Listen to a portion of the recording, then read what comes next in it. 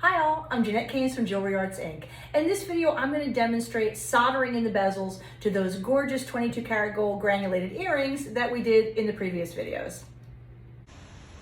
Here's my progress so far. These are my gorgeous chrysoberyls.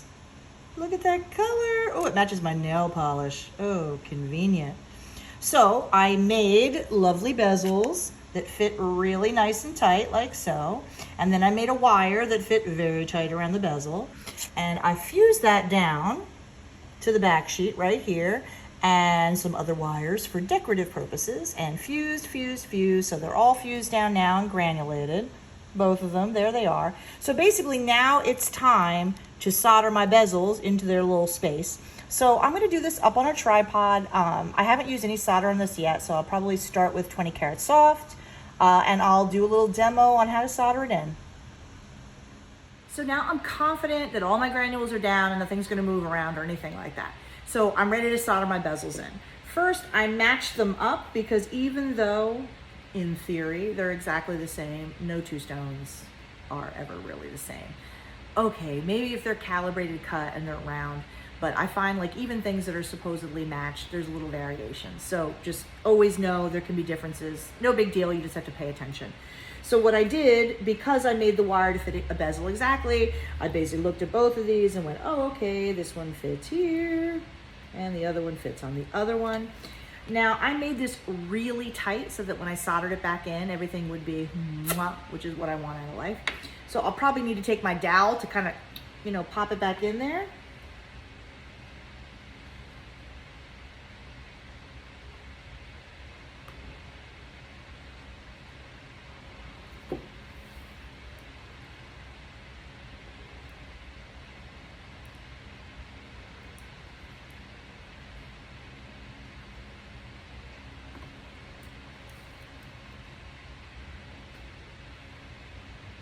So it's in there touching it on one side, but the other side it's still popped up just a little bit. So I'm going to force it in.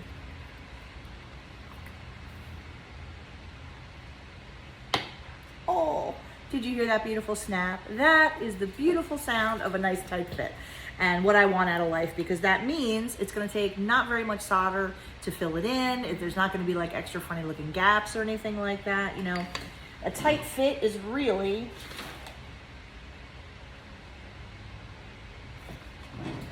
never a damn paper towel when you need one. So don't get me wrong, life will go on if I don't get like a nice tight snap, but it makes me very happy when I do. I just have a little water in there. I'm gonna mop that out. And I'll do a little close up to show you, but it's fit in there beautiful and tight. Let me do the same thing with the other one and then I'll start putting my solder in there. I already went ahead and bowled up some 20 karat soft. I'll put it on the inside of the bezel so that it'll fill in and I don't have to worry about it like spreading anywhere that I don't want it to go, i.e. into my granulation, which would be boo. So, but normally I do the soldering from the inside most of the time anyway, because it's just good to keep it like kind of constrained and tidy looking. All right, let's see how this one goes.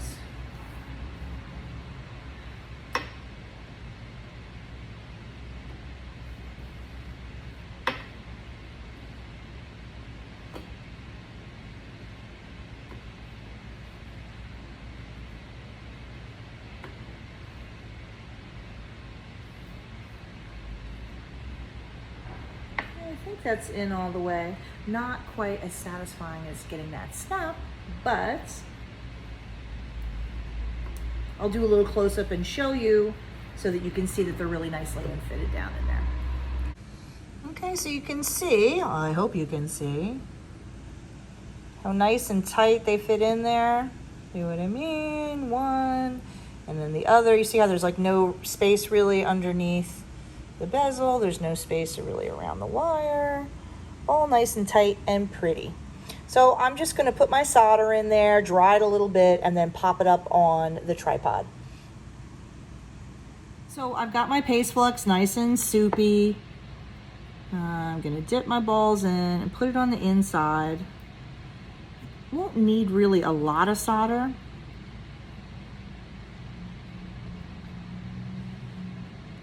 think I'll start with these two. And like I said, I'll do a little close-up so you can see better, but because I have a really tight fit, I shouldn't really need too much. Just making sure that's pressed down.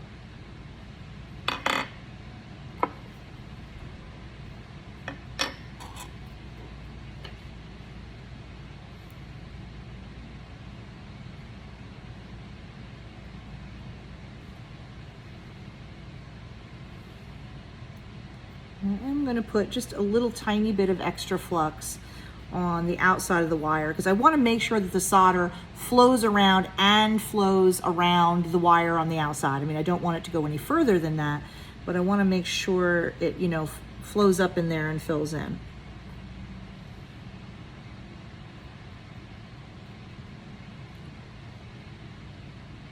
You know, it's kind of an important thing to remember. Always make sure you put flux where you want the solder to go.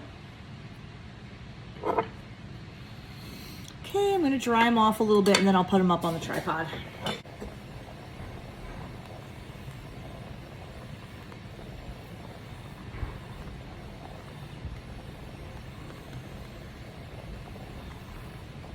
And I don't really care so much if my solder moves. I just have to make sure it ends up against the bezel, because anywhere on the bezel is fine, but if it moves toward the center, then I'll reposition it with my tweezers.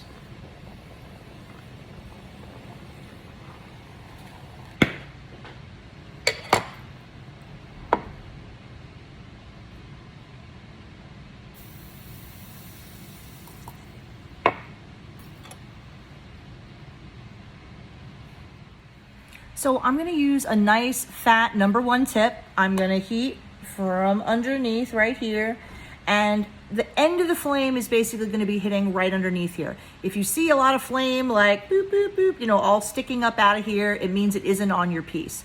So I'm gonna line it up directly under my bezel where I'm trying to solder, get it nice and hot, and you'll see the solder flow.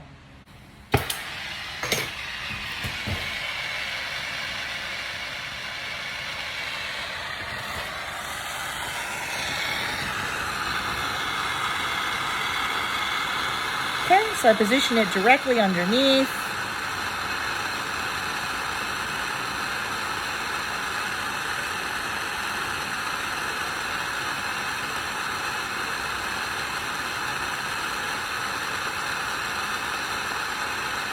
There we go. Nice and fast, which is what we're looking for. Oh yeah, that looks good. I'll show you a close-up.